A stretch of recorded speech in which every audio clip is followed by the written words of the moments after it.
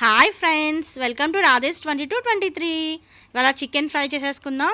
So దీనికోసం నేను 5 to 6 hours chicken marinate చేశాను. దాంతో పసుపు 1 table spoon, 1 table spoon masala powder, 2 table spoon chilli powder, 1 table spoon salt, అలాగే ధనియాల పౌడర్ 1 టేబుల్ స్పూన్ వేసేసేసి ఒక్క గరిట ఆయిల్ కూడా వేసి లాస్ట్లో లెమన్ స్క్వీజ్ చేసేసి మొత్తం కలిపేసుకొని మ్యారినేట్ చేశాను. ఫ్రిడ్జ్లో పెట్టి 5 to 6 hours ఉంచాను.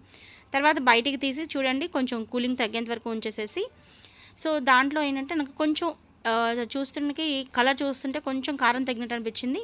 అందుకని మళ్ళీ ఒక ఎక్స్ట్రా 1.5 స్పూను కారం వేసేసేసి సాల్ట్ కూడా 1 టేబుల్ స్పూన్ వేసుకొని మనం ఒకసారి మీరు కావాలంటే టేస్ట్ చూసుకొని మీ టేస్ట్కు తగ్గట్టుగా మీరు యాడ్ చేసుకోవచ్చు. నాకు ఇక్కడ కారం తగ్గినట్టు అనిపించింది, సాల్ట్ కూడా లైట్గానే ఉంది.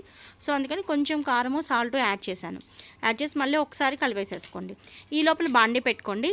సో నేను ఇక్కడ పెద్ద బాండీ యూజ్ చేయట్లేదండి, ఎందుకంటే ఆయిల్ వేస్ట్. నేను ఒకసారి వాడిన ఫ్రై వేసిన ఆయిల్ నెక్స్ట్ ఏమైనా ఉంటేనే యూజ్ చేస్తే తప్ప దాన్ని ఒక 2 days లోపలే యూజ్ చేస్తాను.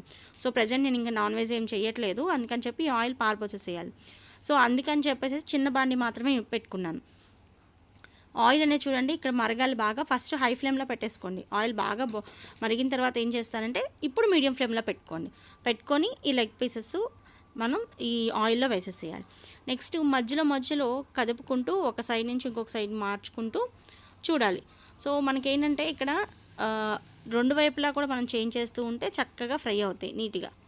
ఇక్కడ చూడండి, ఆల్రెడీ ఒక చిన్నది ఉంది కదా, చిన్న లెగ్ పీసు, అది వచ్చేసి మనకు ఫ్రై అయిపోయింది. సో అందుకని చెప్పేసి ఏం చేస్తానంటే నేను తీసి సో దాన్ని మీకు పెట్టేస్తాను చూడండి ప్లేట్లో. సో ఇక్కడికి వచ్చేటప్పటికి ఏంటంటే కొంచెం క్రిస్పీగా కావాలి అనుకున్న వాళ్ళు కార్న్ ఫ్లోర్ కూడా మీరు యాడ్ చేసుకోవచ్చు. బట్ నేను ఇక్కడ యాడ్ చేయలేదండి, జస్ట్ ఓన్లీ ఫ్రెష్ చికెన్ తీసుకొని దానికి ఇంగ్రీడియంట్స్ అన్నీ కలిపేసేసి మ్యారినేట్ చేశాను అంతే.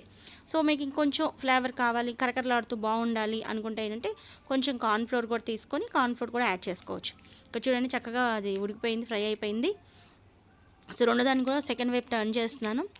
అండ్ నేను ఎలాగా ఈ కరెక్ట్గా ఫ్రై అయ్యేలా చికెన్ అనడానికి నేను ఏం చేస్తానంటే ఎప్పుడు కూడా ఏ ఫ్రై అయినా కానీ నేను చాకుతో చెక్ చేస్తానండి. చాకు గుచ్చినప్పుడు దాంట్లోకి మనకేమవుతుందంటే కరెక్ట్గా ఆ చాక్ అనేది మనకు లోపలికి డీప్గా వెళ్ళిపోతుంది. అండ్ ఆల్సో చాకు చుట్టుపక్కల మనకు ఆ చికెన్ కానీ ఫిష్ కానీ ఏమీ అంటుకోకూడదు. సో దాన్ని బట్టి అది మనకు కరెక్ట్గా ఫ్రై అయిందని నా ఇండికేషన్ అండి. ఓకే, ఇది చూడండి చక్కగా అయిపోయినాయి అన్నీ ఒక ప్లేట్లో పెట్టేసేసి ఆనియన్స్ లెమన్స్తో సర్వ్ చేసుకోవచ్చు. మీకు కూడా నచ్చితే please like, share and subscribe. Bell icon click చేయండి.